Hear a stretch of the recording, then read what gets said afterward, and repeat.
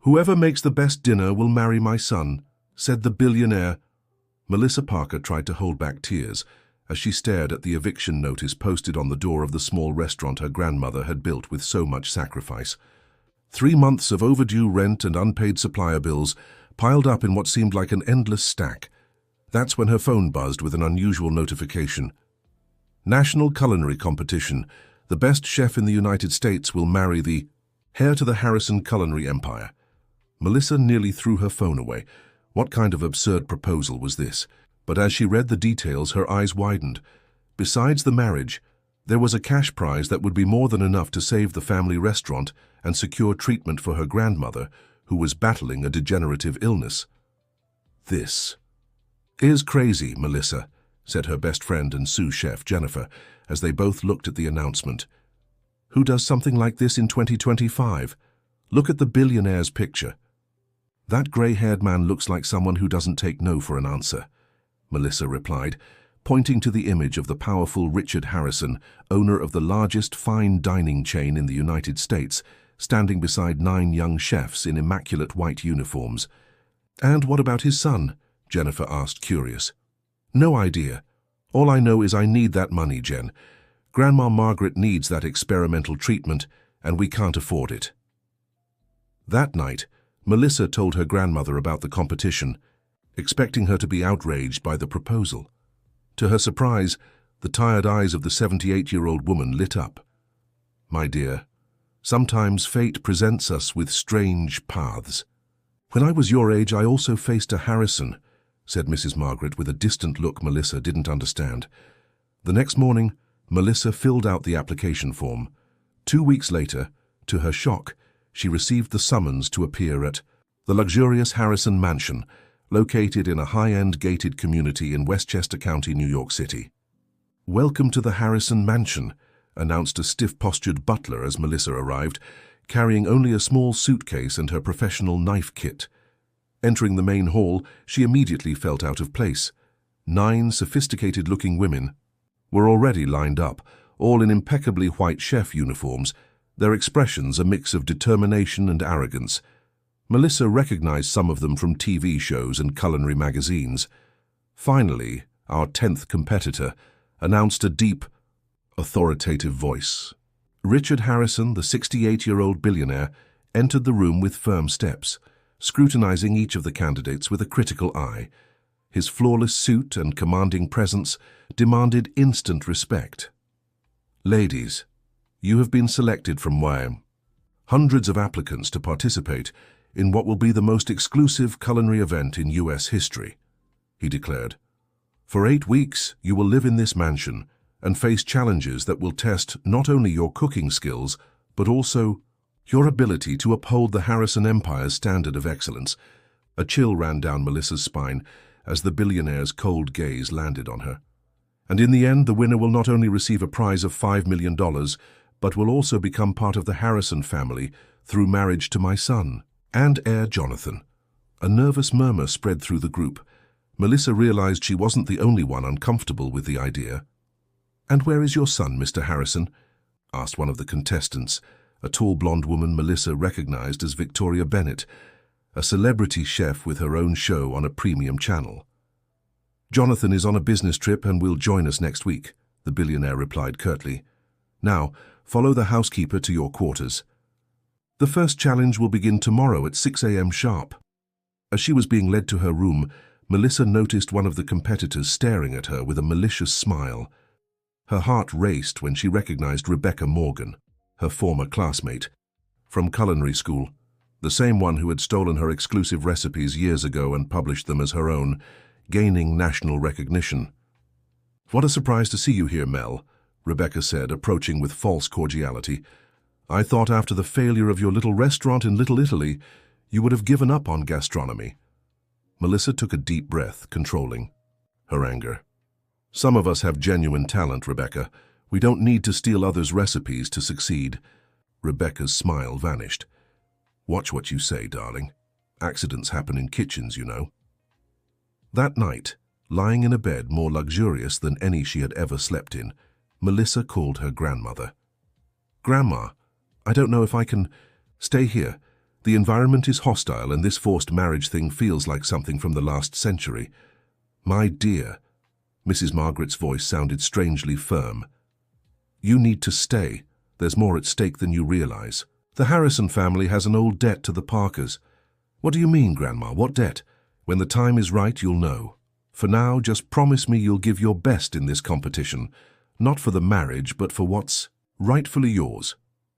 Puzzled by her grandmother's cryptic words, Melissa struggled to fall asleep, unaware that the next day would bring far more than a simple culinary challenge.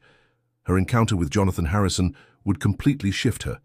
Perceptions and trigger revelations that would shake the foundations of the most powerful culinary empire in the United States. The first challenge dawned with palpable tension in the air. The 10 competitors were taken to the mansion's main kitchen, an impressive space with state-of-the-art equipment that would make any professional chef sigh in admiration.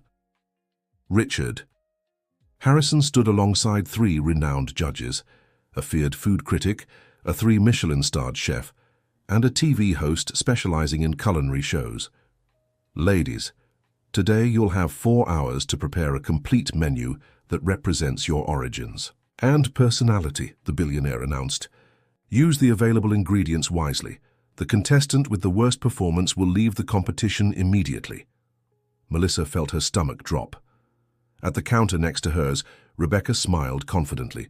The other competitors, Victoria, Emily, Catherine, Sarah, Olivia, Amanda, Madison, and Jasmine, each with their own distinct style, began planning their dishes with determination. Looking over the available ingredients, Melissa decided to bet on the recipes she had learned from her grandmother. Simple yet powerful dishes that told the story of her northeastern family who had migrated to New York City decades ago. As she prepared a sophisticated reinterpretation of lobster with rice and beans, Melissa didn't notice she was being closely watched, not by the billionaire, but by a man in his early 30s who had quietly entered the kitchen. Interesting technique, a male voice commented beside her, startling her. Melissa turned and found gentle green eyes in a face that, despite resembling Richard Harrison's features, carried a warmth completely absent in the billionaire. Sorry, I didn't mean to scare you, he said. I'm Jonathan. Melissa's heart raced. So this was the competition's prize, the man the winner would be forced to marry. I thought you weren't arriving until next week, she replied, trying to maintain her composure as she finished chopping the vegetables. I decided to come back early. I wanted to see for myself what kind of competition my father set up. The ironic tone didn't escape Melissa. And what do you think so far? She asked while adjusting the flame. Honestly? Jonathan lowered his voice. I think it's completely absurd. I'd never agree to this if I had a choice. Melissa stopped what she was doing and looked directly at him. Then why don't you oppose it? A shadow seemed to cross his face. Things are complicated in the Harrison family. My father isn't someone who tolerates being challenged. Before they could continue the conversation, Richard Harrison approached with firm steps. Jonathan, I didn't know you were back already, he said with a chill that contrasted with the supposed family reunion. I just arrived, Father. I was getting to know the contestants. You'll have time for that later. For now, let them work, Richard ordered, casting a stern look at Melissa. Focus on your task, Miss Parker. The competition here is serious. When the billionaire walked away, Jonathan quickly whispered, Can we talk later? There are things you need to know. Before Melissa could respond, he had already left, leaving her confused and with 1,000 questions. What could be so important? And why did she feel there was something much bigger behind this extravagant competition? The next few hours were intense work. Melissa focused on her preparations, trying to ignore Rebecca's subtle taunts. She accidentally bumped into her workstation or made loud comments about low-class cooking. When time was up, each contestant presented her full menu to the judges. Melissa served her lobster with rice and beans, followed by fish with cashew, sauce and a tapioca pudding with berry syrup. The judges tasted each dish in silence, keeping neutral expressions that gave nothing away. Richard Harrison observed everything with calculating eyes. After private deliberations, the results were announced. To many's surprise, Melissa came, in second, surpassed only by Victoria, the celebrity chef. The eliminated contestant was Amanda, who made technical mistakes in her main sauce. "Congratulations to those who remain," Richard said. "Tomorrow brings a new challenge. Rest well." As everyone began to leave, Jonathan approached Melissa again. "Meet me in the winter garden at midnight," he murmured. "Enter through the library, second door on the left." Dear listener, if you're enjoying the story, don't forget to like and especially subscribe to the channel. It helps us a lot as we're just starting out. Now, continuing. That night, Melissa hesitated before deciding to honor Jonathan's request. Her natural suspicion and the strangeness of the situation made her question the heir's intentions. Yet curiosity and the feeling that important secrets were waiting to be revealed won over her resistance. Just before midnight, she left her room quietly and followed the empty hallways of the mansion, guided by his instructions. The library was an impressive space, with floor-to-ceiling shelves filled with leather-bound books. As directed, Melissa found the second door on the left, leading her to a stunning winter garden, a glass structure housing exotic, rare plants, lit only by moonlight. Jonathan was already waiting, seated on a wooden bench surrounded by orchids. "I thought you might not come," he said, standing when he saw her. "I almost didn't," Melissa admitted. "All of this feels surreal." Jonathan gestured for her to sit beside him. "First, you need to know I'm as much a victim in all this as you are. My father is using this competition for his own ends. It has nothing to do with finding me a wife." "Why don't you stand up to him?" Melissa asked. "You're an adult. You can't be forced into marriage." A sad smile appeared on Jonathan's face. "My father controls every aspect of my life through the empire he built. If I openly challenge him, I'll lose not just my inheritance, but also the social project I've secretly built." "Social project?" Jonathan's face lit up for the first time. "A culinary school in the South Bronx, where young people from underserved neighborhoods learn professional cooking. It's funded by a portion of the profits my father doesn't even know I divert. If he finds out—" Melissa began to see Jonathan in a new light. "Why are you telling me this?" "Because I noticed something about you during today's challenge. Your food tells an honest story. It has soul. The other contestants, maybe except for that black girl Jasmine, are here for fame and money. You seem to have a different purpose." Melissa hesitated before confessing, "My grandmother is sick, and our restaurant is on the verge of bankruptcy. I need the prize money." "Not for the marriage, then?" Melissa laughed for the first time since arriving at that mansion. "No. Offense, but an arranged marriage isn't part of my life plan." Jonathan smiled too, looking genuinely relieved. "Good, because it's not part of mine either." He paused before continuing. "There's something else you should know. My father won't choose the winner based on culinary talent alone. He has other, less ethical criteria." "What do you mean?" "He investigates every contestant, looks for secrets, vulnerabilities, anything he can use to manipulate them later. And from what I've heard, he seems particularly interested in you. Or rather, in your family." A shiver ran down Melissa's spine as she remembered her grandmother's cryptic words about an old debt. "Do you know my grandmother's name, Margaret Parker?" Jonathan shook his head. "Never heard it. But my father keeps many secrets. If there's a connection between our families, he knows." Just then, they heard rustling in the bushes. Someone was spying on them. Jonathan quickly changed the subject, loudly discussing cooking techniques until the footsteps faded. "We should go back," he whispered. "Be careful. Eyes and ears are everywhere in this house." "Thanks for the warning," Melissa replied, standing up. Before leaving, she hesitated. "Why did you decide to help me?" Jonathan looked at her, intently. "Maybe because I'm tired of watching my father ruin lives to get what he wants. Or maybe, like you, I'm looking for a way out of this maze." The next morning, the tension among the contestants was even thicker. Melissa noticed suspicious glances from Rebecca and whispered comments as she entered the dining room for breakfast. The new challenge was announced by Richard Harrison, with a smile that didn't reach his eyes. "Today, ladies, you'll prepare an exclusive dinner for special guests. Influential business people, food critics, and celebrities will be there. to taste your creations. You'll work in pairs and the losing pair will both be eliminated. To Melissa's horror, she was paired with Rebecca. It couldn't be a coincidence. "Looks like we'll have to cooperate, Mel," Rebecca said with false sweetness as they headed to the kitchen to plan the menu. "How about we follow one of my award-winning recipes?" "You mean one of my recipes you stole?" Melissa shot back quietly. Rebecca's smile vanished. "What's your accusations? No one would believe you over me anyway." "Let's keep this professional," Melissa suggested, swallowing her anger. "I propose a menu that blends your high-end techniques with authentic American flavors." Reluctantly, Rebecca agreed. Grudgingly, they developed a menu that mixed Rebecca's technical finesse with Melissa's deep knowledge of local ingredients. During the preparation, Melissa noticed that Jonathan was moving around the kitchen, seemingly chatting with all the participants, but always finding a moment to discreetly pass her information. "My father invited his main business rival today," he whispered, while pretending to evaluate a sauce Melissa was making.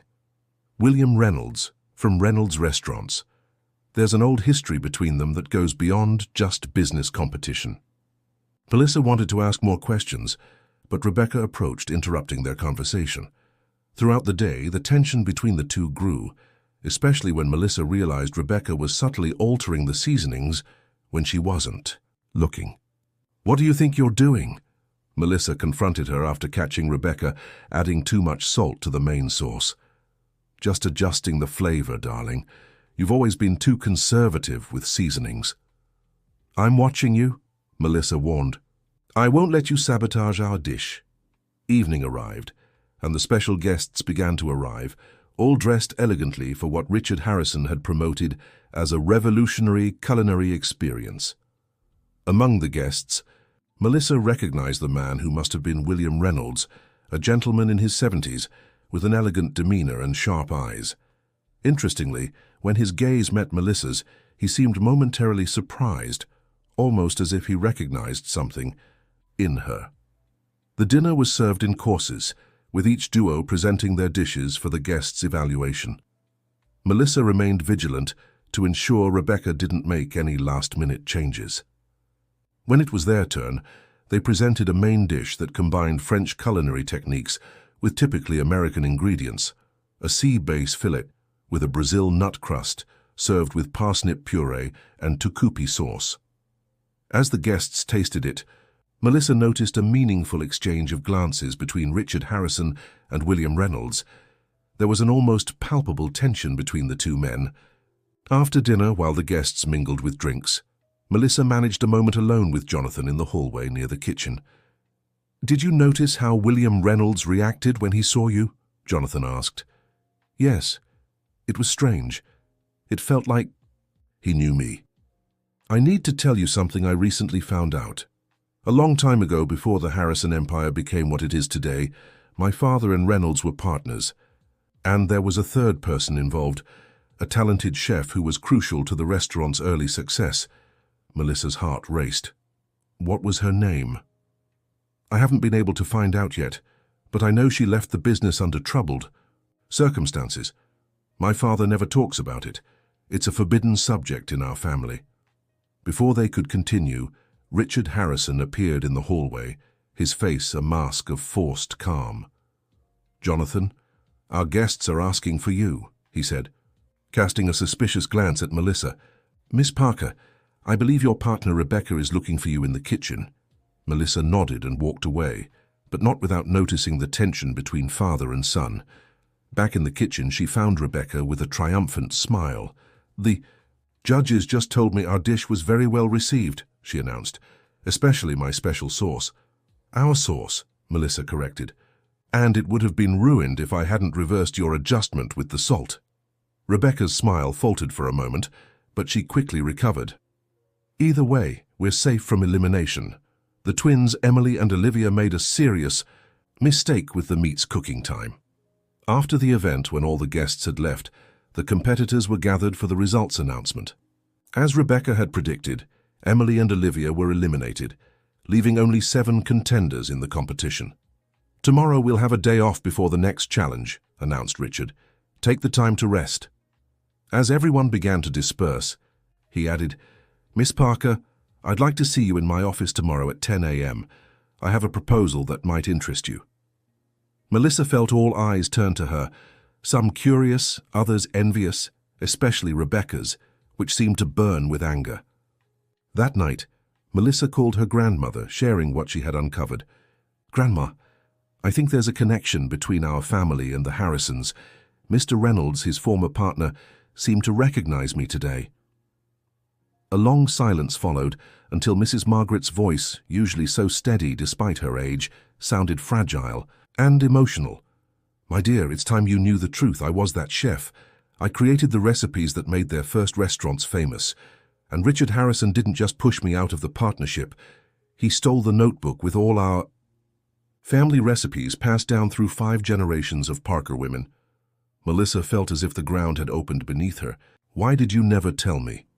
"To protect you, my child. Richard is a dangerous man, capable of anything to protect his empire and his reputation. But now that you're inside, maybe this is our chance to reclaim what's rightfully ours." "What should I do, Grandma?" "Go to the meeting tomorrow, hear what he has to say. But remember, never trust Richard Harrison." After hanging up, Melissa lay down, but sleep wouldn't come. Her mind raced with the revelations and anxiety about the next day's meeting. What kind of proposal would the billionaire make? And how could she use this situation to bring justice for her grandmother?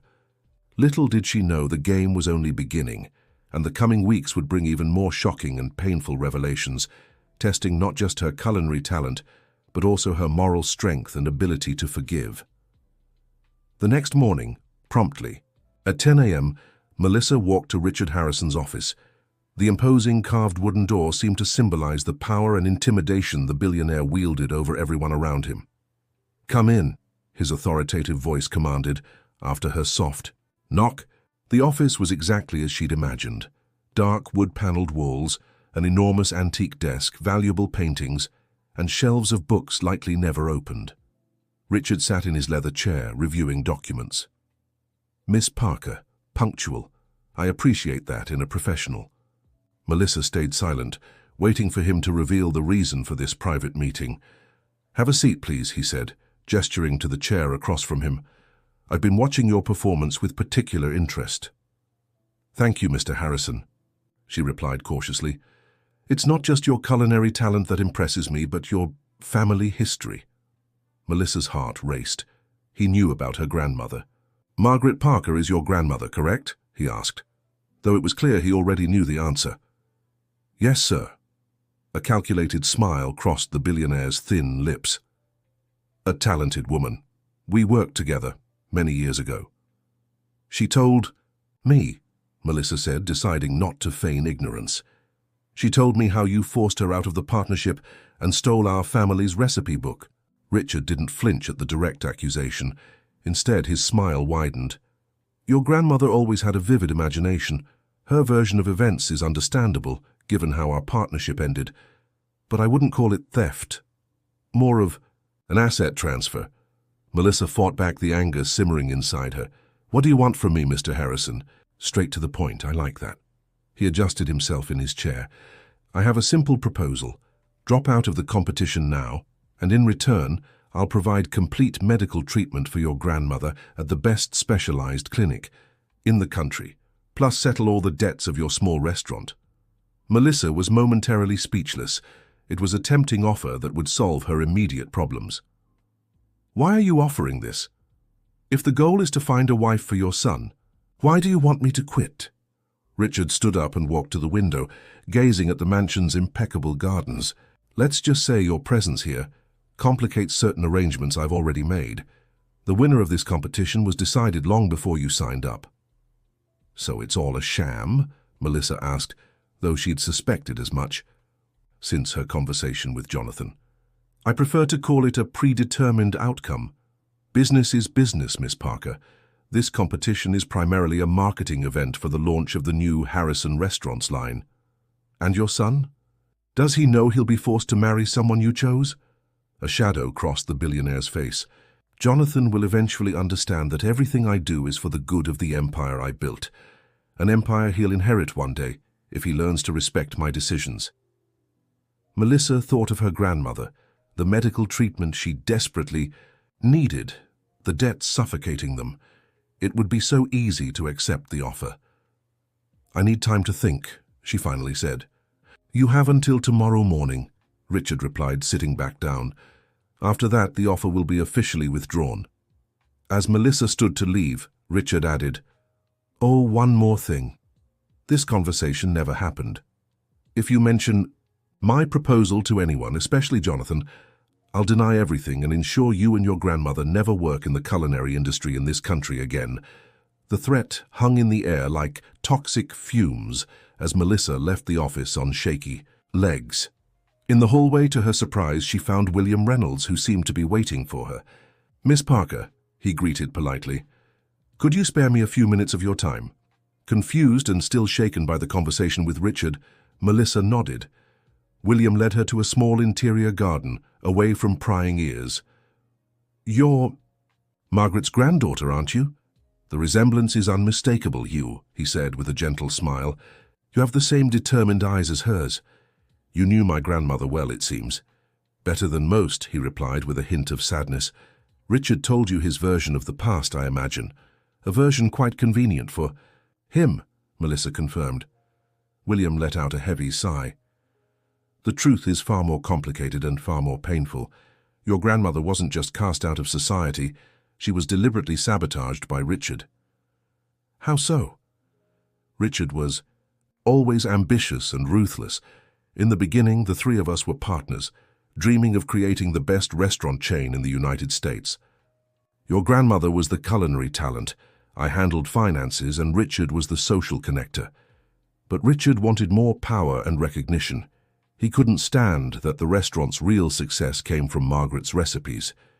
William paused, as if reliving those memories was painful. He started spreading rumors about unsanitary kitchens, planted false evidence, even bribed health inspectors. When your grandmother was confronted with the evidence, none of us knew Richard was behind it. She was forced out to protect the restaurant's reputation, and that very night, her recipe book disappeared. "And you? Why didn't you defend her?" The old man's face twisted with remorse. "One of my greatest regrets. I only discovered the truth years later, when it was already too late. Richard had already bought my share of the business and turned everything into the Harrison empire. I tried to find his grandmother to apologize, but she had disappeared. Why are you telling me this now? Because I see this competition for what it really is, another one of Richard's manipulations." He looked intently at Melissa. "And because I think you, more than any of the other contestants, have the right to know what game you're playing. What do you suggest I do?" William smiled enigmatically. "I won't tell you what to do, but know that I'll be watching with great interest. And if you need an ally," he handed her a discreet card, "you can count on me." When he walked away, Melissa stood there in the garden trying to process everything she had discovered in the last few hours. Richard's offer, William's revelations, her grandmother's past. It was too much to take in all at once. That afternoon, she tried calling Mrs. Margaret, but the call went straight to voicemail. Worried, Melissa called Jennifer, who was taking care of her grandmother in her absence. "Jen, how's my grandmother?" "She had a relapse this morning, Melissa," Jennifer replied with concern. "She's in the hospital now. The doctors say she needs more intensive treatment. But you know our financial situation." Melissa's heart sank. Richard's offer had never seemed so tempting as it did at that moment. "Tell her I'll call later. And don't worry about the money, I'll take care of it." After hanging up, Melissa wandered through the mansion's gardens, lost in conflicting thoughts. If she accepted Richard's offer, she could ensure her grandmother's treatment and save the restaurant, but she'd be giving up the chance to seek justice and reclaim her family's stolen legacy. That's when she spotted Jonathan sitting alone by the artificial lake. He looked just as lost in thought as she was. Without planning it, Melissa approached and sat beside him. "Your father made me an offer today," she said, deciding to trust him despite Richard's warning. "What kind of offer?" Jonathan asked, immediately alert. Melissa told him everything, the offer, the veiled threats, and what William Reynolds had revealed about the past. Jonathan's face turned into a mask of indignation as she spoke. So that's it. He always told me the restaurant's success was due to the Harrison family's secret recipes passed down for generations. Just another lie among so many. My grandmother is in the hospital now. She needs urgent treatment. Jonathan took Melissa's hands in his. Don't accept his offer. I'll pay for your grandmother's treatment myself. I can't accept that, Jonathan. We barely know each other. It's not for you, or not just for you. It's because it's time someone stood up to my father's manipulations, and because, he hesitated, because for the first time, I feel like I can do something truly meaningful with the Harrison family's money. At that moment, looking into Jonathan's sincere eyes, Melissa felt something shift inside her. It wasn't just outrage or a desire for justice motivating her now. There was growing connection with this man who, like her, was trying to break free from the shadows of the past. If I stay in the competition, your father will do everything to eliminate me, she mused. A determined smile crossed Jonathan's face. Then we'll just have to be smarter than him together. Dear listener, if you're enjoying the story, don't forget to like and especially subscribe to the channel. It helps us a lot as we're just starting out. Now, continuing. The competition's third challenge was announced the next morning, after Melissa discreetly informed Richard that she was refusing his offer. The billionaire received the news with a cold smile that didn't reach his eyes. A shame, Miss Parker. I hope you don't regret your decision. That veiled threat gave Melissa the certainty that the upcoming challenges would be especially difficult for her, and she was right. Today, ladies, you will face your greatest test yet, announced Richard to the 7 remaining competitors. Each of you must recreate an exclusive recipe from Harrison restaurants, randomly chosen from our most iconic dishes. Melissa noticed Rebecca's confident, provocative gaze. Somehow she knew there was nothing random about that draw. When the envelopes with the recipes were handed out, Melissa opened hers and felt her blood run cold. Harrison-style seafood cassoulet. It was one of the most famous recipes from the chain, known for its complex preparation process and specific ingredients. But what truly shook her was recognizing, between the lines of the description, the foundation of a recipe her grandmother used to make on special occasions. Any problem, Miss Parker? Richard asked with feigned concern, clearly noting her reaction. None, Mr. Harrison, she replied, forcing a smile. Just eager to get started. As she headed to her workstation, Melissa heard a whisper from Jonathan, who discreetly passed by her. Page 38 of Essential French Culinary Techniques in the library. There's a variation that might help. For the next 4 hours, Melissa worked tirelessly, following both the recipe instructions and the tips from the book Jonathan had mentioned. She noticed she was being watched more closely by the mansion's executive chef, a stern man named Michael Thompson, who seemed to report her every move to Richard. Beside her, Rebecca worked with absolute confidence on a visibly simpler recipe. When their eyes met, her rival smirked maliciously. Such bad luck getting the hardest dish on the Harrison menu, almost like someone wanted to see you fail. Melissa ignored the taunt and stayed focused on her preparation. That's when she noticed something odd. The shellfish provided for her looked slightly different from what the other contestants were using. They were paler, almost as if they were spoiled, she murmured, discreetly sniffing one of the mussels. She glanced around quickly, trying to decide what to do. If she mentioned the poor quality of the ingredients, she might be accused of making excuses for failure in advance. If she used those shellfish, the dish would be ruined from the start.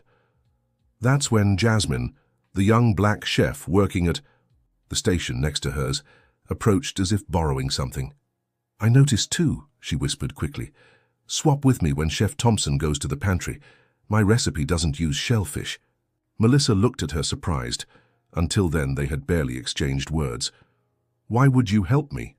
Because I've seen how Mr. Harrison looks at you, like a predator. I know that look well, Jasmine replied before returning to her station.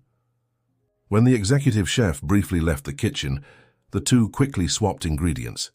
Melissa felt a pang of gratitude, realizing she might have found another ally in that hostile environment. Time flew by, and when the deadline arrived, all 7 participants presented their dishes to the judges. Richard Harrison seemed visibly displeased when tasting Melissa's cassoulet, which had turned out surprisingly close to the original, or rather, close to the version the Harrison Empire sold as its exclusive creation. "Interesting interpretation, Miss Parker," Richard remarked coldly, "almost as if you were already intimately familiar with this recipe." "I learned from the best, Mr. Harrison," Melissa replied, holding his gaze, "including my grandmother." A tense silence fell over the room. The judges exchanged confused glances, unable to grasp the underlying tension in that seemingly innocent exchange. After the tasting came the verdict. Catherine, a talented chef who had made technical mistakes in her sauce, would be eliminated. Melissa took second place, surpassed only by Rebecca, who received effusive praise from Richard for the perfect execution of the Harrison recipe. When the contestants were dismissed, Melissa was approached in the hallway by Jasmine. "We need to talk," the young chef said urgently. "We're not the only ones who've noticed the dirty game being played here." "What do you mean?" "Madison and Sarah also suspect something's wrong with this competition.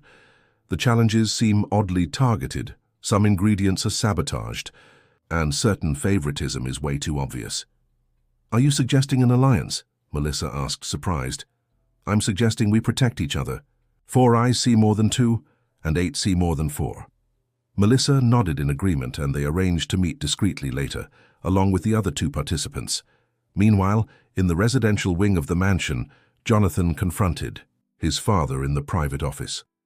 "What do you think you're doing?" he demanded. "I saw the shellfish set aside for Melissa. They were clearly spoiled." Richard Harrison looked at his son with a mix of irritation and disappointment. "You seem very invested in the well-being of this particular contestant, don't you? Perhaps you're forgetting the real purpose of this competition. And what is that? Humiliating talented women to satisfy your ego, or making sure your deal with the Williams family goes through by forcing me to marry Rebecca?" Richard's eyes narrowed dangerously. "You know perfectly well the importance of merging Harrison restaurants with the Williams supplier network. This marriage will secure our control over the entire high-end culinary supply chain in the United States. And what about my feelings, my wishes? Do they mean nothing in this equation?" The billionaire stood, his imposing presence filling the room. "Your feelings are a luxury we can't afford when we're talking about the future of an empire. Do you think I built all this by worrying about sentimentality?" He pointed to a photo of the company's grand headquarters. "We are Harrisons. We have responsibilities greater than our personal desires." "You didn't build this alone," Jonathan countered with unusual boldness. "From what I've discovered, the real talent behind your early success came from Margaret Parker, Melissa's grandmother." Richard visibly paled before regaining his composure. "I see you've been listening to old twisted gossip. Be careful about the lies you choose to believe, son. Is it really a lie? Or do you still keep her recipe notebook locked in your personal safe?" Richard's expression hardened. "You're treading on dangerous ground, Jonathan. If you keep interfering in this competition or spreading slander about me, I'll be forced to take drastic measures." "What kind of measures?" "Your secret project in the South Bronx, for example. It would be a shame if the Internal Revenue Service discovered certain financial irregularities." Jonathan paled. "You wouldn't do that. That project helps dozens of young people." "Test me," Richard challenged, "and find out what I'm capable of when I'm crossed." That night, the secret meeting between Melissa, Jasmine, Madison, and Sarah took place in the Winter Garden, far from the security cameras they had identified throughout the mansion. "We're all here for the same reason," Jasmine began. "We've realized this competition isn't fair, and Richard Harrison is manipulating everything to ensure Rebecca wins."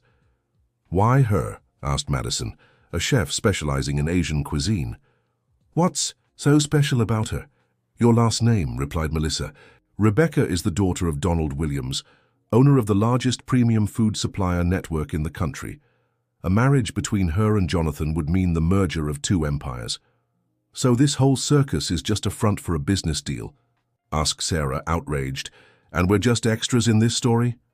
"Exactly," confirmed Melissa. who then shared everything she had uncovered, her grandmother's past, Richard's sabotage years ago, and the current manipulations. "This is too serious," said Madison, visibly shaken. "We could expose this, go to the press." "With what proof?" Jasmine questioned pragmatically. "It would be our word against one of the most powerful men in the country." "Besides," Melissa added, "we all signed contracts with extremely strict confidentiality clauses. So what can we do?" asked Sarah. Melissa thought for a moment before answering. "We can use their own rules against them, protect each other, make sure their schemes become so obvious even the judges can't ignore them." "What if one of us makes it to the finals with Rebecca?" suggested Jasmine. "Exactly. If we play this right, we might force a situation where the favoritism is so blatant it becomes a public scandal." The four women agreed on the plan, forming an alliance to navigate the dangerous power games defining the competition. Meanwhile, in Rebecca's room, a very different conversation was taking place. Richard Harrison had secretly met with her to discuss next steps. "You're doing very well," he praised, "but Melissa Parker remains a threat.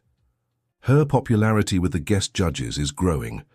She's been persistent," Rebecca admitted irritably, "even with all the obstacles. The next challenge will be decisive.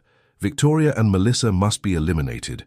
We can't risk either of them reaching the finals." Rebecca smirked. "I already have a few plans to ensure that happens." "Excellent.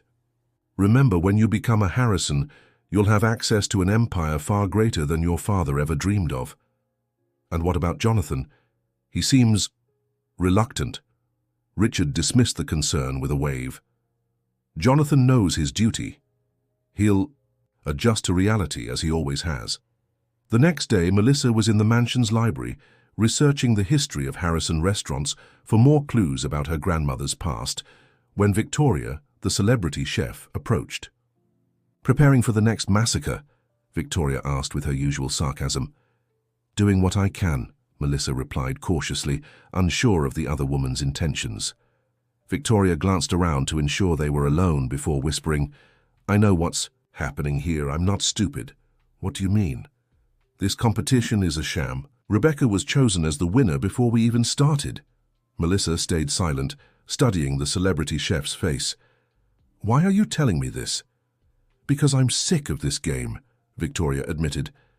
"I came here thinking it'd be a chance to show my real talent, not my TV skills. But it's all politics and manipulation. And what do you plan to do?" An enigmatic smile crossed Victoria's face.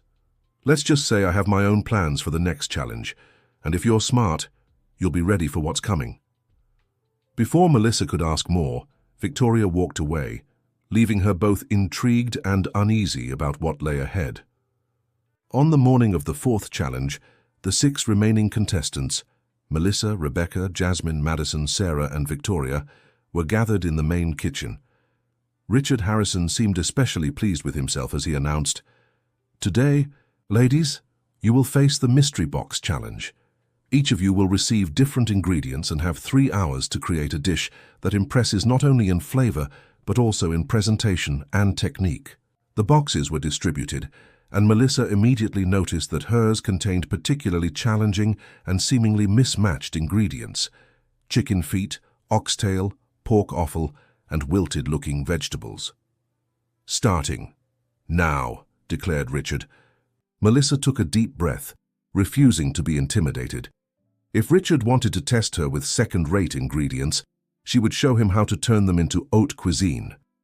After all, her grandmother always said a chef's true talent is revealed not with luxurious ingredients, but with challenging ones.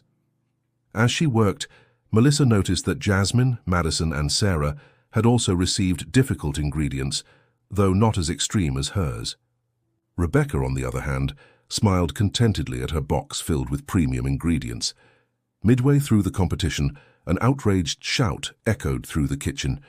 It was Victoria, holding up a small hidden camera she had found inside a bag of flour at her station. "What is the meaning of this?" she demanded, marching toward Richard. "Are we being spied on during preparation? This is unethical and probably illegal." Richard looked genuinely surprised and embarrassed. "There must be some mistake. I never authorized—" "Oh, really?" Victoria interrupted furiously. Then how do you explain this? She showed the tiny camera for everyone to see.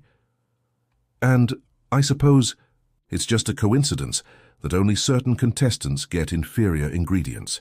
A murmur of indignation spread through the kitchen. The guest judges for the day seemed especially uncomfortable with the situation. Calm down, Miss Bennett, Richard attempted to intervene. I'm sure there's a reasonable explanation. Of course there is, Victoria shot back. The explanation is that this competition is a sham, a front to legitimize a decision that's already been made. The eyes of everyone present turned to Richard, whose face alternated between red with anger and pale with worry. This is outrageous. Miss Bennett, control yourself or you'll be disqualified for inappropriate behavior. Disqualify me, Victoria laughed bitterly. Save me the trouble. I'm done with this farce. To everyone's shock, she removed her apron, threw it at Richard's feet and headed for the exit. For those who haven't figured it out yet, open your eyes. Ask yourselves why certain people always get advantages while others are sabotaged. And good luck to all of you. You'll need it. With that, Victoria left the kitchen, leaving behind a stunned silence. Well, Richard tried to regain his composure. A regrettable display of poor character. The competition will continue without Miss Bennett. Please return to work. The rest of the challenge unfolded in a tense atmosphere.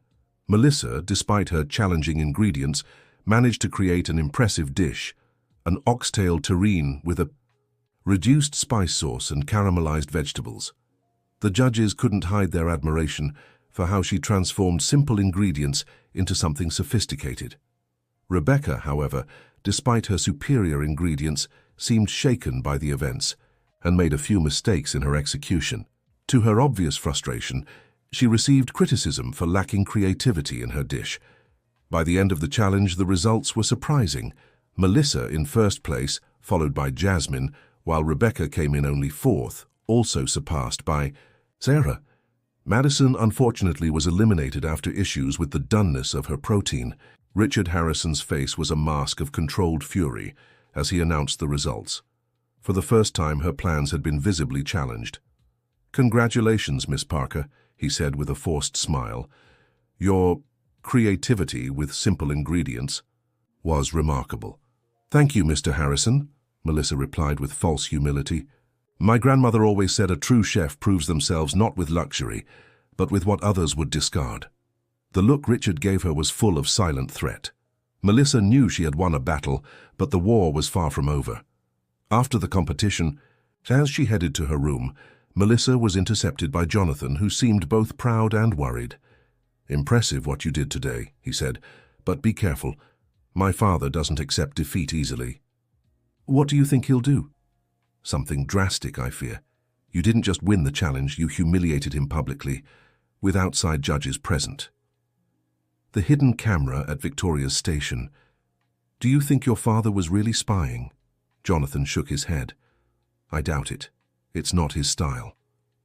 But after Victoria's dramatic exit, everyone now suspects it might be true. His image has been damaged. "You know something you're not telling me," Melissa deduced, studying Jonathan's tense expression. He hesitated before answering. "I found out my father plans to announce the finalists tomorrow, eliminating 2 contestants at once, obviously to ensure Rebecca makes it through, despite her mediocre performance today." "Who does he plan to eliminate?" "You certainly, probably alongside Jasmine, who's also been standing out too much for his liking." Melissa felt a tightness in her chest. "So that's it? After everything, he'll just arbitrarily cut me?" "Unless we have a plan," Jonathan suggested, "and I think I do." That night, while the mansion slept, a secret meeting took place in the Winter Garden. Melissa, Jonathan, Jasmine, and Sarah discussed their options. "We need concrete proof of the manipulation," Sarah argued, "something that can't be denied or covered up." "Maybe we have something," Jonathan said, opening his laptop. "The mansion's security cameras recorded my father and Rebecca talking in the hallway 2 nights ago. The audio isn't perfect, but it's clear enough." They watched the recording, where Richard instructed Rebecca on the upcoming challenges and assured her that certain obstacles would be removed. "This is good but not definitive," Jasmine assessed. "He could claim he was just reassuring a nervous contestant." "What if we got something more?" Melissa suggested, an idea forming in her mind. Something no one could deny? What are you thinking? Jonathan asked, intrigued. Melissa smiled determinedly. My grandmother's recipe book. If it still exists, it's in your father's private safe, right? Jonathan's eyes widened. Are you suggesting we steal it? No, I'm suggesting we take back what was stolen from my family. Dear listener, if you're enjoying the story, don't forget to like and subscribe to the channel. It helps us a lot as we're just starting out. Now continuing. The plan was bold and risky. Jonathan knew the location of his father's private safe, hidden behind a painting in the mansion's office, but had never managed to open it. The combination was a mystery Richard guarded fiercely. My father changes the password regularly, Jonathan explained as the group discussed possibilities. He's paranoid about security. There must be a way to figure it out, Melissa mused. Something personal he'd use as a reference. Sarah, who had worked professionally in French pastry before the competition, suggested, what if we create a distraction? Something to keep everyone busy while you check the safe? The problem isn't getting to the safe, Jonathan reminded. It's opening it without the combination. It was Jasmine who offered a different perspective. Maybe we don't need to open the safe to prove our point. Just confirm the notebook is inside. How would we do that? Asked Melissa. Does Richard keep any documents in the safe that he'd need to check regularly? Jasmine asked Jonathan. Something we could observe him accessing? Jonathan's face lit up with understanding. The company's original contracts. He always reviews the clauses personally before important shareholder meetings, and tomorrow there's a video conference with international investors. Then we have our chance, Melissa concluded. We just need to find a way to watch him open the safe. Without him noticing. After more discussion, the group devised a plan. Sarah and Jasmine would create a distraction in the kitchen, something that required everyone's attention.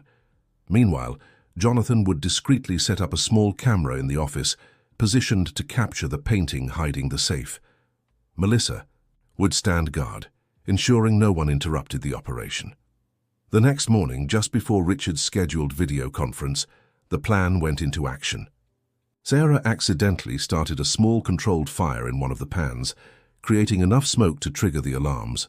The resulting commotion drew staff and competitors to the kitchen, while Jonathan quickly positioned the camera in the empty office. Once things settled, everyone returned to their tasks. Richard, annoyed by the interruption, shut himself in the office for his video call. The camera Jonathan had installed streamed footage to his tablet, which he, Melissa, Jasmine, and Sarah anxiously watched from a nearby room. Eyes going in, Jonathan whispered, adjusting the volume. They watched Richard check his watch, then move the painting to reveal the wall safe. He glanced quickly at the door, ensuring he was alone before entering the combination. 24, 18, 12 to 63. We got it, Jasmine celebrated in a hushed voice. But the real surprise came next. When Richard opened the safe, they caught a brief glimpse of its contents. Documents, a small box that likely held jewelry, and unmistakably, a worn red notebook with the initials MP embossed on the spine. My grandmother's notebook, Melissa murmured, a mix of emotion and indignation rising in her. He really kept it all these years. Richard took out a few documents, closed the safe and repositioned the painting before sitting at his desk for the video call. Now what? Sarah asked. How do we use this against him? Jonathan turned off the tablet, thoughtful.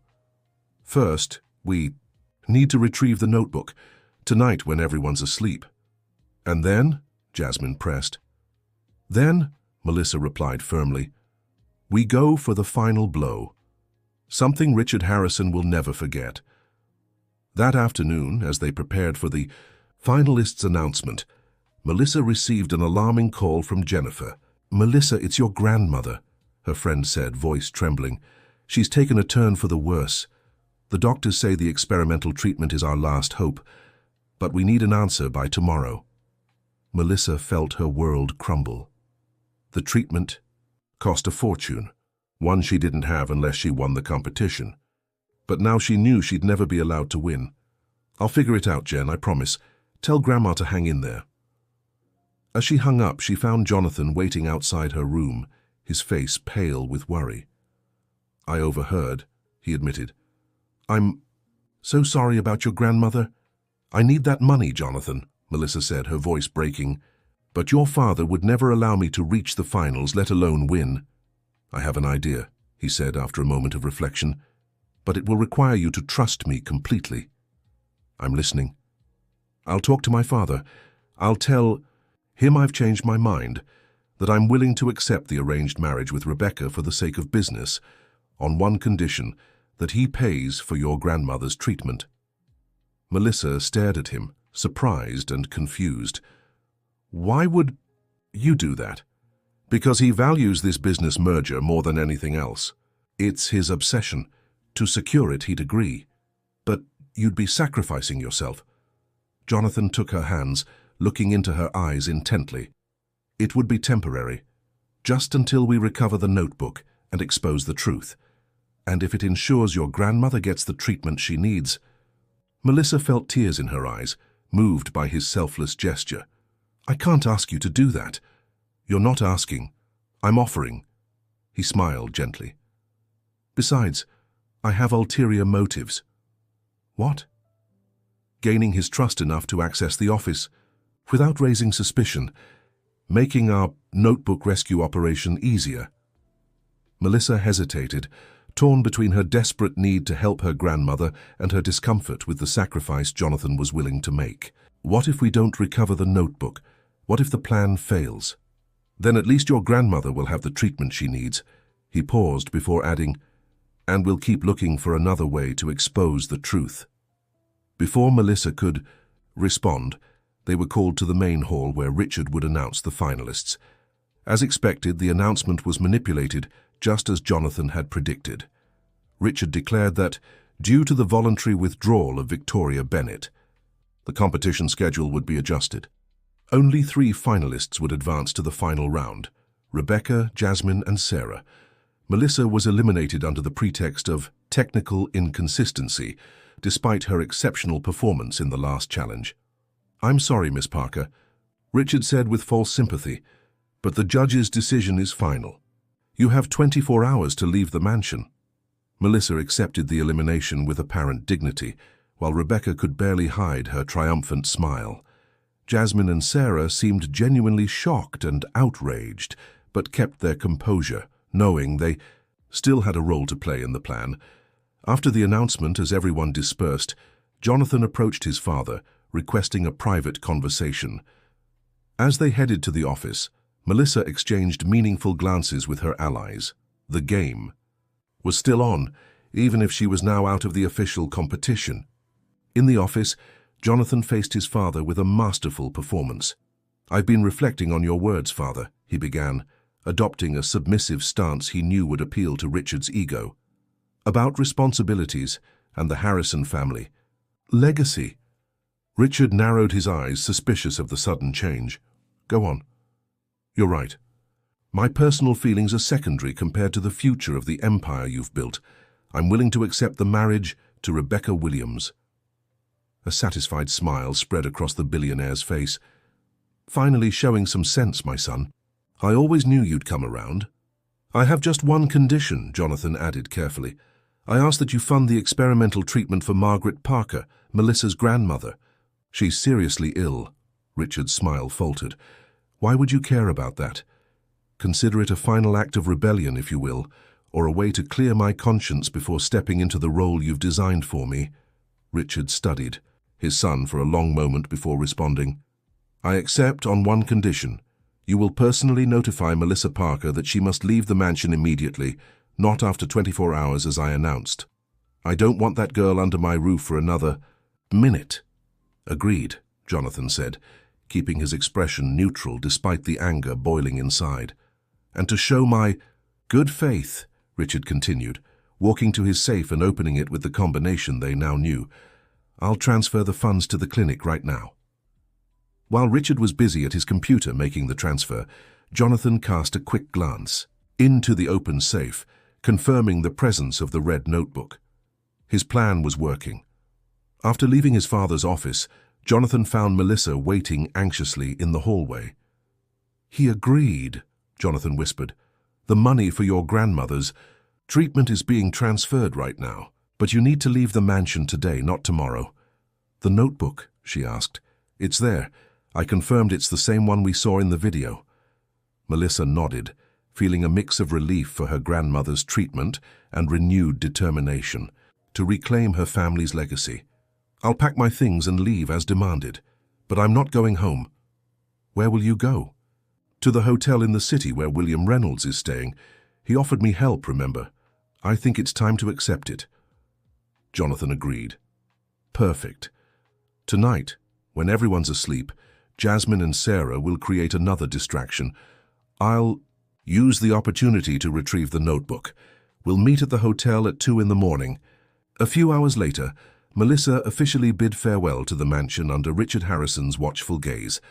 With her small suitcase and knife case, she stepped into the waiting taxi, appearing defeated and resigned. What no one but her allies knew was that this departure marked not the end, but the beginning of the real battle, one that would expose decades of lies and restore the stolen legacy of the Parkers. In the taxi, Melissa immediately called Jennifer. Jen, check the hospital account. The money for Grandma's treatment should have arrived. After a few tense minutes of waiting, the confirmation came. It just went through, Melissa, the full amount. How did you manage that? Melissa smiled, looking back at the Harrison mansion fading in the distance. Let's just say I finally found allies in the most unlikely place, and this is only the beginning. As the taxi drove away, she thought about the long night ahead and the upheaval she was about to bring to Richard Harrison's life, the man who had stolen her grandmother's legacy and built an empire on lies. Revenge, as Mrs. Margaret used to say, was a dish best served not hot nor cold, but at the perfect moment. And that moment had finally arrived. At the hotel where William Reynolds was staying, Melissa was greeted by Richard's former partner with a mix of sympathy and curiosity. "So you've finally been eliminated," he remarked, offering her a cup of tea as they settled in the lounge of his luxurious suite. "I can't say I'm surprised." "It was inevitable," Melissa admitted. "From the start, this competition was designed to ensure Rebecca's victory. And yet you stayed until nearly the end. Impressive." William studied her face for a moment. "You have a lot of your grandmother's determination." Margaret never backed down from a challenge. "My grandmother is getting the treatment she needs, thanks to a negotiation between Jonathan and his father." William's eyebrows rose in surprise. "Interesting. Has the son finally learned to play his father's game? Or learned to pretend he's playing?" Melissa smiled. "We need your help, Mr. Reynolds. Tonight, Jonathan will try to retrieve something his father has kept in his private safe for decades. Something that rightfully belongs to my family." "The red notebook," murmured William, his eyes gleaming with recognition. "The legendary Parker family cookbook." Melissa nodded, surprised. "You knew?" "My dear, everyone in the inner circle knew. It was the worst-kept secret of the early Harrison Empire. Those revolutionary recipes Richard created, mysteriously, appeared after your grandmother was forced out." William shook his head regretfully. "One of my greatest regrets was not speaking up at the time. And now? Will you help us?" The elderly businessman smiled, a spark of youth returning to his eyes. "Tell me what you need." Meanwhile, at the Harrison mansion, the plan was unfolding. As agreed, shortly after midnight, Jasmine and Sarah executed their distraction. A carefully staged gas leak in the bedroom wing forced everyone to evacuate to the gardens, including Richard. In the controlled chaos, Jonathan slipped into his father's office. With the safe combination in mind, he quickly opened it and located the red notebook. A shiver ran down his spine when he spotted the initials MP engraved on the worn cover, tangible proof of the crime his father had committed decades earlier. Without hesitation, he took the notebook and hid it inside his jacket. He also found a folder labeled Harrison-Williams Merger Project, containing documents detailing the prenuptial and business agreement tied to the arranged marriage. He snapped quick photos of the documents with his phone before returning the folder to the safe. As he closed the safe and adjusted the painting, Jonathan heard footsteps in the hallway. Quickly, he sat in a nearby armchair, pretending to wait for his father's return. Richard entered the office, clearly annoyed by the Nighttime disruption. They found no leak, he grumbled. Probably a faulty sensor. What are you doing here? I was waiting for you, Jonathan improvised. I wanted to discuss some details about the public engagement announcement. Thought we could talk while everyone's busy outside. Richard seemed to accept the explanation, especially now that Jonathan appeared to be cooperating with his plans. We can deal with this tomorrow. Get some rest. Jonathan nodded and left the office, his heart racing from adrenaline and the weight of the notebook against his chest. At 2 in the morning, as planned, he discreetly arrived at the hotel where Melissa was waiting with William Reynolds. When he handed her the notebook, she couldn't hold back her tears. I can't believe it, after all these years, she whispered, tracing the worn cover. As she opened it, she immediately recognized her grandmother's elegant handwriting, the carefully noted recipes, with observations, variations, and secrets passed down through generations. He really built his entire empire on my grandmother's creations, Melissa said, flipping through the yellowed pages. Every exclusive Harrison recipe is here, exactly as Grandma wrote them. And that's not all, Jonathan added, showing the photos he'd taken of the merger documents. I have proof of the deal between my father and the Williamses. The entire competition was rigged, just as we suspected. William Reynolds examined the notebook with a grave expression. This is pure dynamite in the right hands. The question is, how do we use it for maximum impact? Melissa thought for a moment before smiling. The competition finale is being live-streamed, right? With important guests and press? Yes, my father wants maximum publicity. It's the culinary event. Of the year, Jonathan confirmed. Then that's where we'll make our big reveal, Melissa decided. But we need to make sure Jasmine and Sarah are ready, and we need my grandmother there. Your grandmother? William asked. Is she well enough to participate? She deserves to be there, Melissa replied firmly. To see justice served in person after so many years. The three spent the next hours working out every detail of their plan. By sunrise, they had a complete strategy, with each person's role clearly defined. In the 2 days leading up to the final, Melissa visited her grandmother in the hospital, where the experimental treatment had already begun showing promising results. We got the notebook back, Grandma, she whispered, holding the elderly woman's wrinkled hands. Your legacy will be restored. Silent tears rolled down Mrs. Margaret's face. I knew you could do it, my granddaughter. I always knew. We need you at the final. It's important for our plan. A glimmer of determination lit up the elderly woman's tired eyes. Even if I have to go in a wheelchair, I'll be there to see Richard Harrison finally face the truth. Meanwhile, at the Harrison mansion, the final was drawing near. Jasmine and Sarah, the only remaining competitors besides Rebecca, continued receiving secret instructions from Jonathan and Melissa through coded messages. Richard Harrison, confident that his plans were finally coming to fruition, personally oversaw preparations for the grand event. The announcement of Jonathan and Rebecca's engagement would be made right after the winner's crowning, and everyone in the mansion knew it would be Rebecca, regardless of her culinary performance. What Richard didn't know was that while he planned his public triumph, a long-buried truth was about to surface, threatening to destroy everything he had built on lies and betrayal. On the eve of the final, Jonathan paid his father one last visit. Tomorrow is the big day, Richard remarked, pouring himself a generous glass of whiskey. Finally, we'll see the conclusion of this project I've planned so carefully.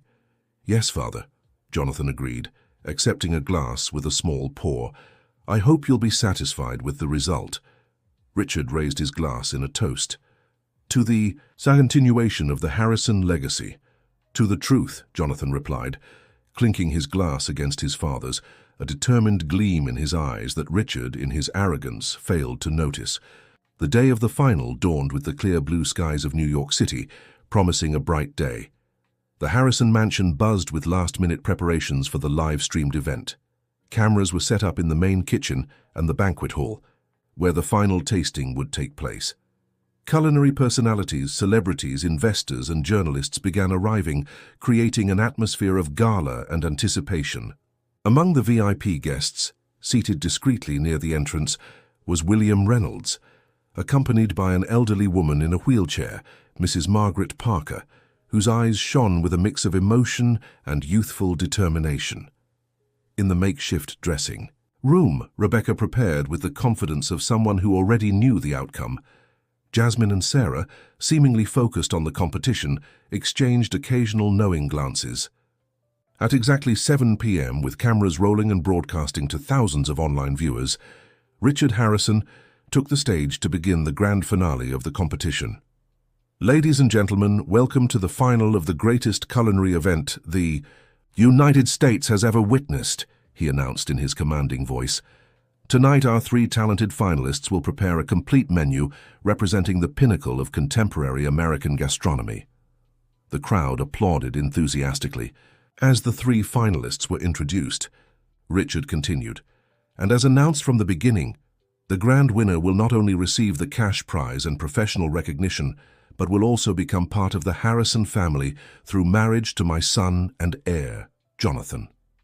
More applause followed, though some guests exchanged uneasy glances at the old-fashioned concept of an arranged marriage. But before we begin the final competition, I have a special announcement. My son Jonathan would like to say a few words. Jonathan stepped onto the stage, impeccably dressed in a dark suit, his calm expression masking the storm inside him. "Thank you, Father," he began, adjusting the microphone. "Tonight is truly special, as it marks not only the end of a competition, but also a moment of truth and reflection." Richard frowned slightly, not recognizing the speech he had previously approved.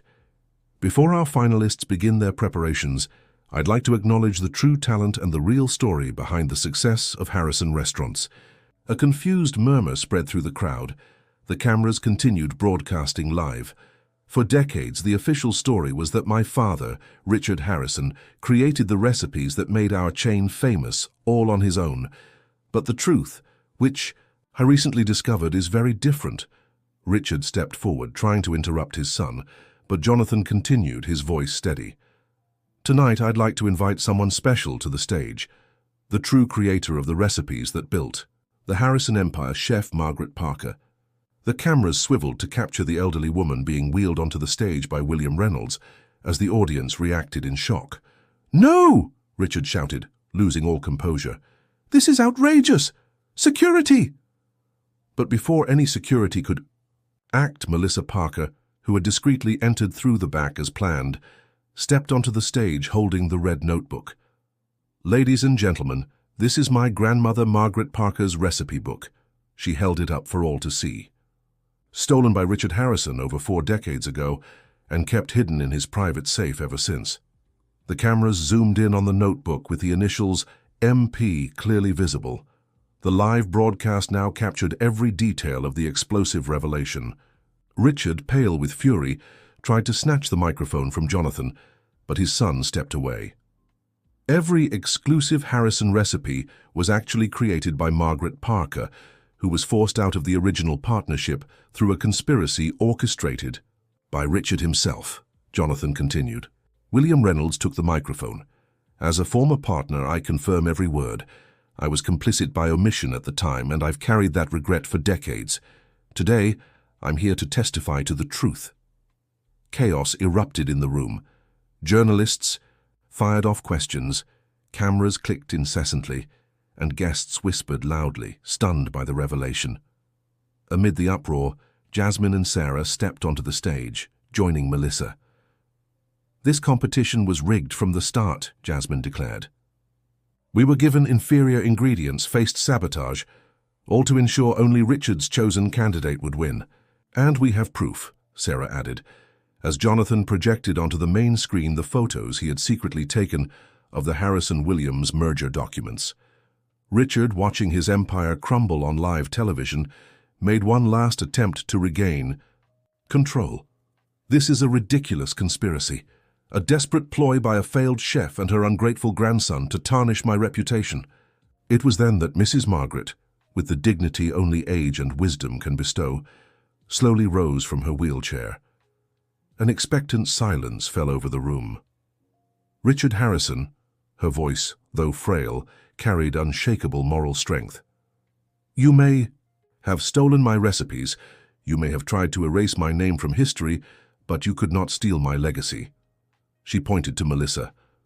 "My granddaughter proved in this very competition that the Parker talent cannot be silenced, and now the world will know the truth."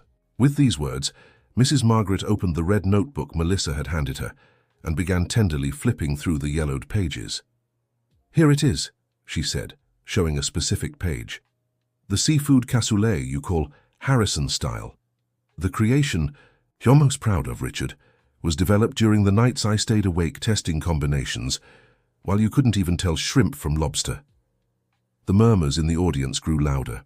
Rebecca, who had been watching everything in shock, moved closer to her father, Donald Williams, who had just arrived and seemed equally stunned by the unfolding events. Richard, furious and cornered, attempted one last strike. "It's her word against mine.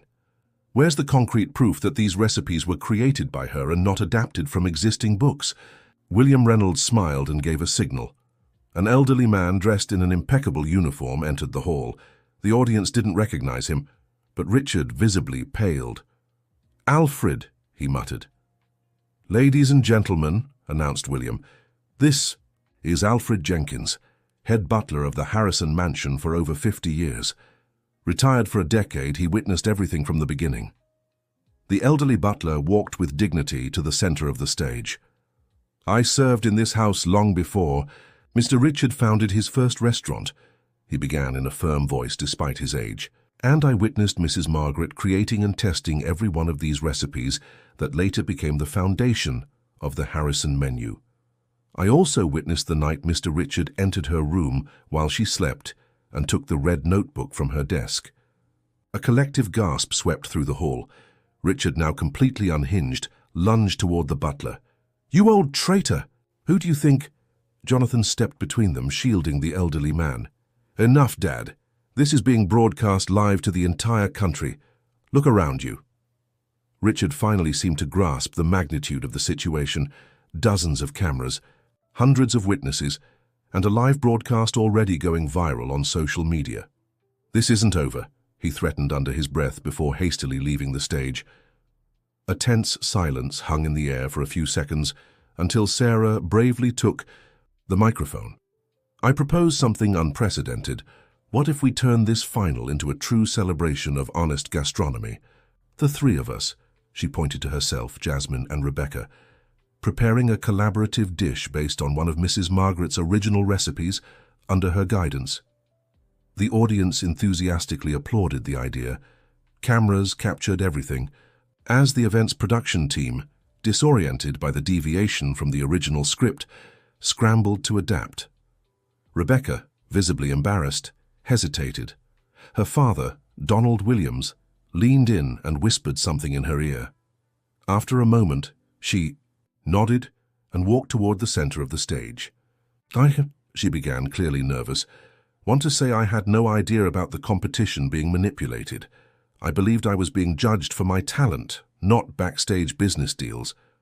Her tone sounded genuinely remorseful as she turned to Melissa. "Including our disagreements in the past, the recipes I took from you in college. I was desperate to impress my father, who always pressured me to be the best. It wasn't right, and I'm sorry."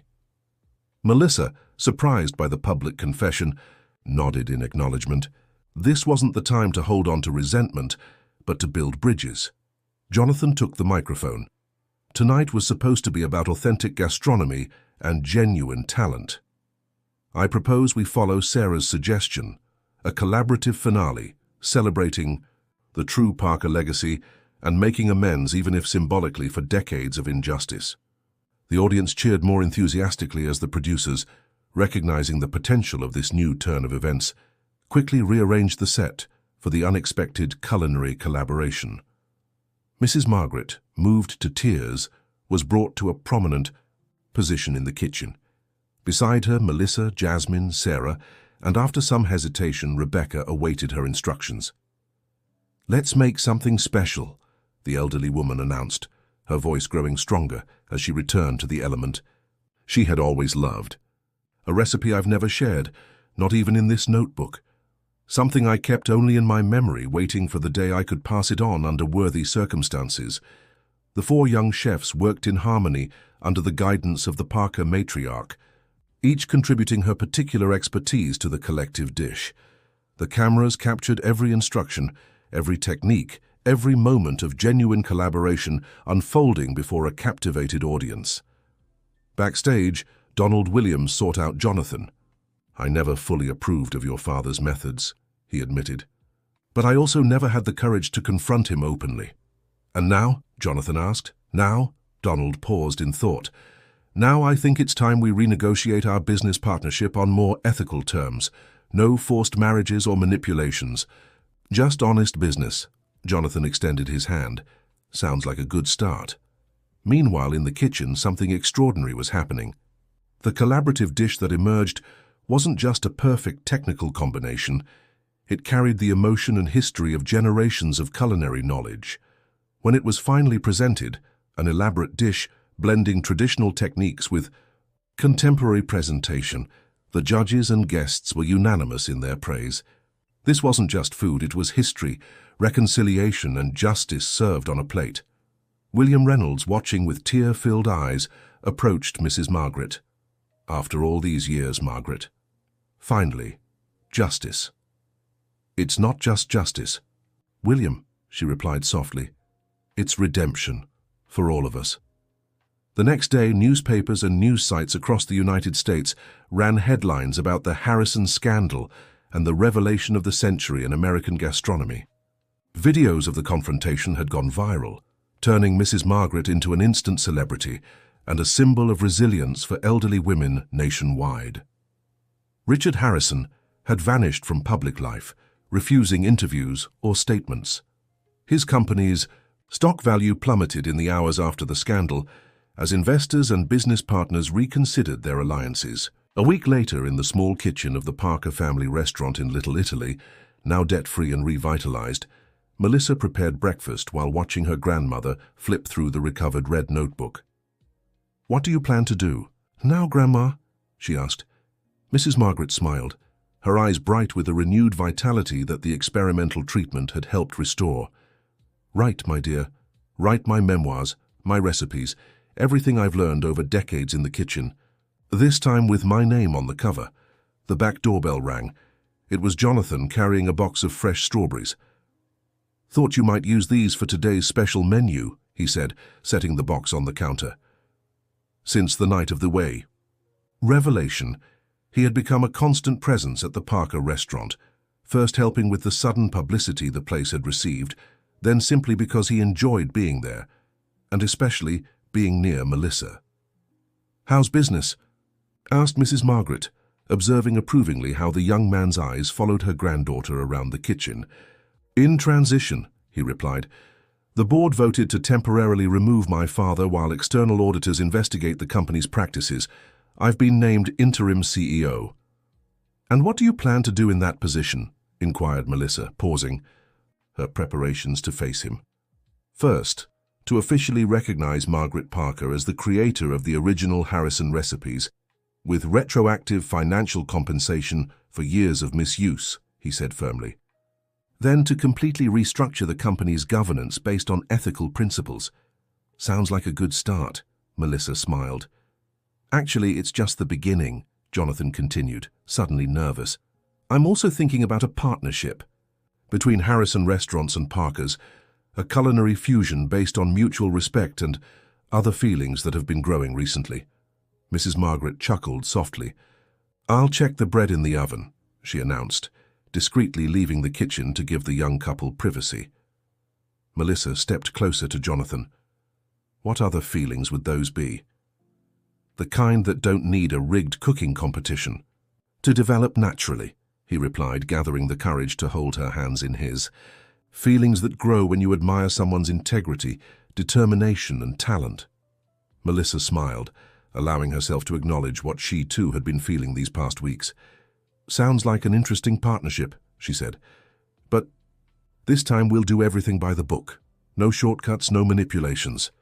"Deal," Jonathan agreed, leaning in for a gentle kiss that sealed not just a new beginning for them, but for an entire legacy finally finding its way back to the hands it belonged to.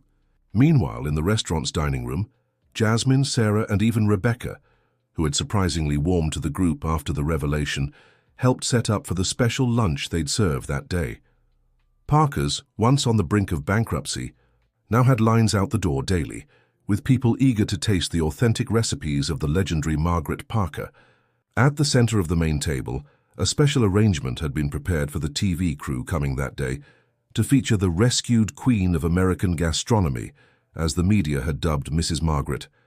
Dear listener, if you're enjoying the story, don't forget to like and especially subscribe to the channel. It helps us newcomers a lot. Now back to the story. 3 months had passed since the night of the revelation. The little Parker's restaurant had become a national culinary phenomenon. Mrs. Margaret, now fully recovered thanks to proper treatment, split her time between overseeing the kitchen and teaching young chefs at a culinary school they'd opened, in a space adjacent to the restaurant. Melissa and Jonathan had developed a genuine relationship built on mutual respect and professional admiration. Together, they created a program to nurture young talent from underserved neighborhoods, expanding the project Jonathan had secretly supported in the South Bronx. On a sunny Sunday afternoon, when the restaurant was closed to customers, an unassuming car parked out front. Richard Harrison, noticeably thinner and weary, stepped out hesitantly. After the scandal, he had retreated to his country home, avoiding public appearances while facing shareholder lawsuits and investigations into his business practices. Jonathan, who had arranged the meeting without telling the others, greeted his father at the door. "Thank you for coming," he said formally. Richard nodded silently, his former air of arrogance replaced by a tired, defeated expression. Inside the restaurant, Mrs. Margaret waited seated at the main table with Melissa by her side. When Richard entered, the air immediately grew heavy with decades of resentment and injustice. "Margaret," Richard greeted hoarsely. "You look, well, better than I have in years," she replied calmly. The treatment worked. An uncomfortable silence settled until Richard, to everyone's surprise, pulled out a chair and sat down heavily. "I came to apologize," he said bluntly, the words seeming to tear painfully from his throat. "Not that it changes anything or fixes the damage I caused." Melissa watched in disbelief. The powerful Richard Harrison, reduced to a man broken by the exposure of his own lies. "Why now?" Mrs. Margaret asked, without hostility, only genuine curiosity. Richard sighed deeply. "Because I've lost everything that mattered. The company is under investigation. My reputation is ruined, and my own son—" He looked at Jonathan with a mix of sorrow and reluctant pride. "My own son has shown more integrity and courage than I ever had. 40 years is a long time to keep secrets and grudges, Richard," Mrs. Margaret replied with a wisdom only age could bring. "We live with the consequences of our choices." "I know that now," he admitted. "I also came to bring this." He placed a thick envelope on the table. "These are the company shares I still own. 30% of the total. I'm transferring them to you, Margaret, as part of a restitution agreement. My lawyers have already prepared the paperwork." Mrs. Margaret looked at the envelope without touching it. "I didn't seek revenge, Richard, only recognition. And that's what I'm offering the only way I know how," he replied. "A concrete acknowledgement that the empire I built began with your talent. Whether you accept it or not, it's rightfully yours." Melissa and Jonathan exchanged surprised glances. This wasn't the reaction they'd expected from the proud billionaire. "There's one more thing," Richard continued, pulling a small object from his pocket. It was an old key. "To the storage unit where I kept all the awards and recognitions the Harrison restaurants received over the years. They're yours now too." Mrs. Margaret finally reached out and took the key, a symbol of closure more powerful than any legal document. "Thank you, Richard," she said simply. He stood, suddenly looking older. "I don't deserve gratitude. I'm only doing what I should have done decades ago." As he turned to leave, Mrs. Margaret called out, "Richard!" He turned back, expectant. "I'll accept the shares, but on one condition," she said firmly. "That you don't disappear. That you work with us under your son's leadership to rebuild something better than before. Something based on honesty this time." Richard stared at her, stunned. "Why? After all I've done?" "Because revenge and bitterness are too heavy a burden to carry at my age. she answered with a faint smile, "and because there may still be time for all of us to make peace with our past." That conversation marked the beginning of a new era, not of immediate friendship or restored trust. Some wounds were too deep to heal completely, but of a shared effort toward restitution and rebuilding.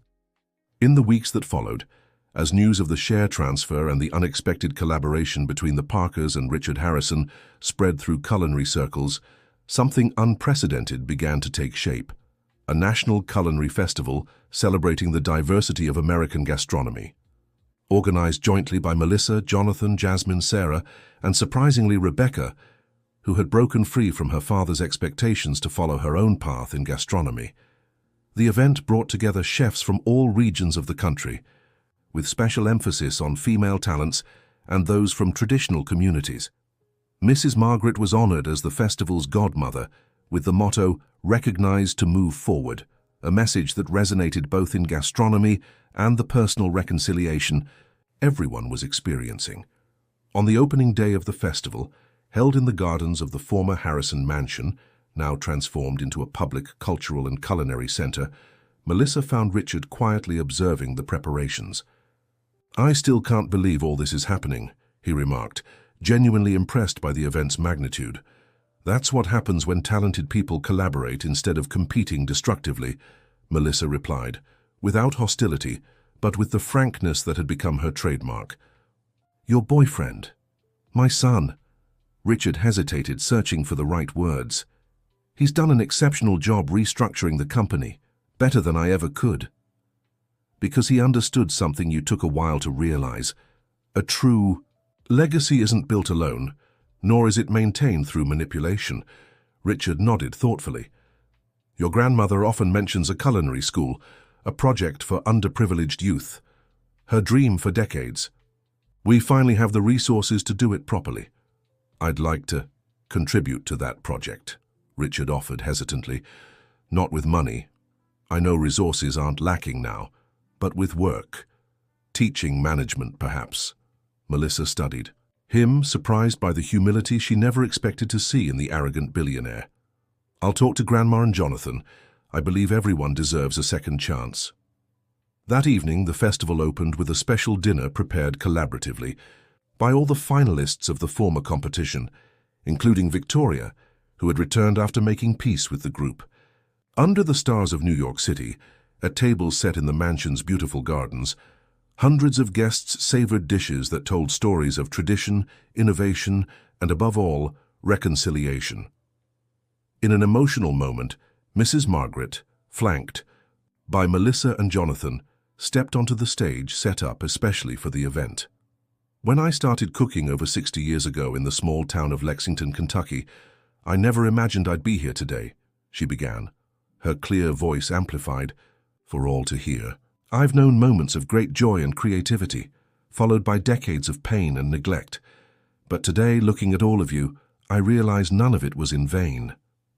She paused, her eyes shining with restrained emotion. "Food has this wonderful power to bring people together, to heal, to transform. A recipe isn't just a list of ingredients and instructions. It's a story, a legacy, an act of love passed on. Today we celebrate not just the recognition of my work, but the beginning of a new journey where many different voices can be heard through their dishes." Melissa, moved, embraced her grandmother as the audience gave a standing ovation. Jonathan, beside them, shared in that moment of celebration and renewal. In the months that followed, the culinary empire formerly known as Harrison was completely restructured and renamed Parker and Harrison, Gastronomy with History, reflecting the new equitable partnership between the families. The original restaurant in Little Italy was preserved as it was, a local treasure serving authentic dishes to a loyal and growing clientele. The attached culinary school, now offering full scholarships to youth from underserved communities, trained a new generation inspired by Mrs. Margaret's story of perseverance.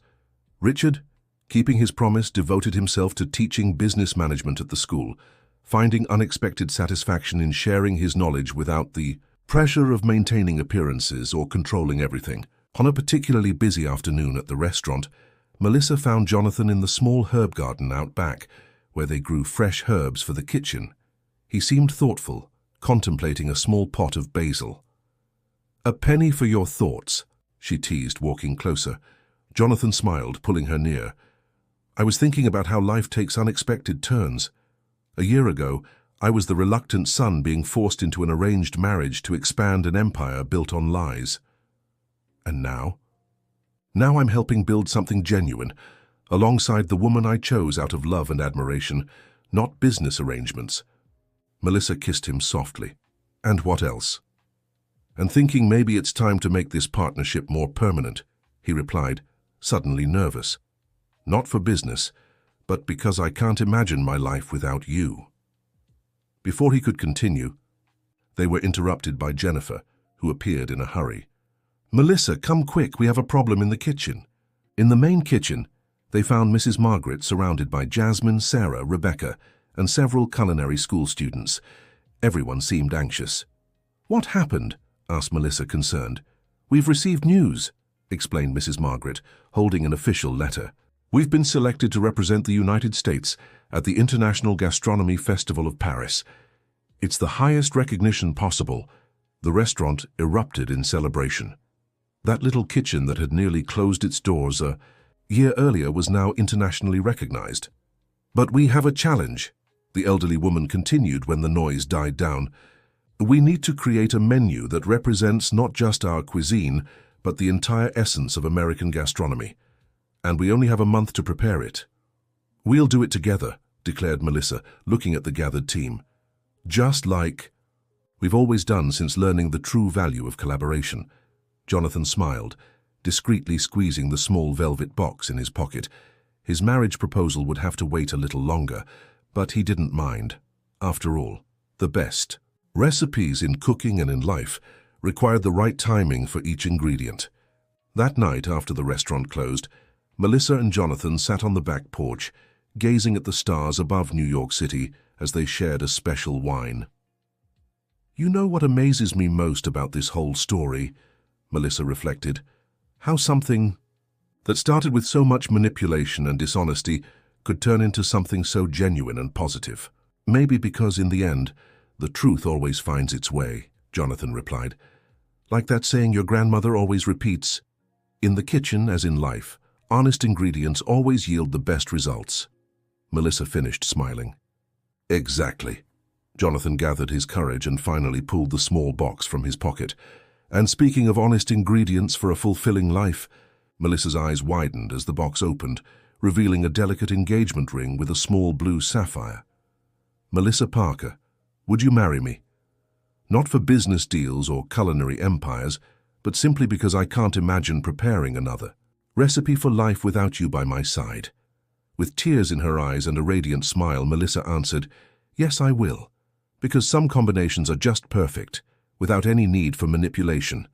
A year later, Parker and Harrison received its first Michelin star, a recognition that celebrated not just culinary excellence, but also the incredible journey of redemption and rebuilding they had walked together. The wedding of Melissa and Jonathan was celebrated in the very same gardens where Richard had once announced his rigged competition. But this time it was a genuine celebration of love, with everyone involved in the extraordinary story gathered as one big, unlikely family. Mrs. Margaret, radiant in her turquoise blue dress, watched with teary eyes as her granddaughter danced, with her husband under the twinkling lights. "It was worth the wait, wasn't it?" commented William Reynolds, seated beside her. "Every minute," she agreed, clutching the small recipe book she had just published, her name proudly displayed on the cover. "Because sometimes, William, life prepares feasts more delicious than any recipe we could ever imagine." The end of the story. Dear listeners, if this story touched your heart, don't forget to leave a like and subscribe to our channel. Tell us in the comments, do you think Mrs. Margaret did the right thing by offering forgiveness to Richard? Your opinion is as valuable to us as you are. Until the next story that will warm your soul.